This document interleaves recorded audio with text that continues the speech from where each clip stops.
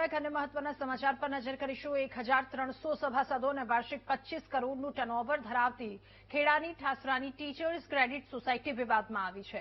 આ ક્રેડિટ સોસાયટીના પ્રમુખ દિનેશ બારિયા અને મંત્રી ચંદ્રકાંત બાળનને હોદ્દા પરથી જિલ્લા રજિસ્ટ્રારે દૂર કરવા આદેશ આપ્યો છે।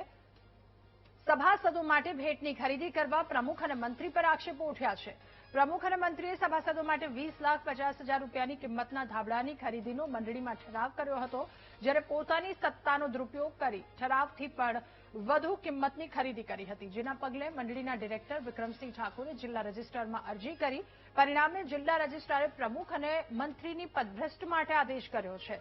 જિલ્લા રજિસ્ટ્રારે કરેલા આદેશની કોપી વિક્રમસિંહે મંડળીની કચેરીના મુખ્ય દરવાજા પર લગાવી હતી।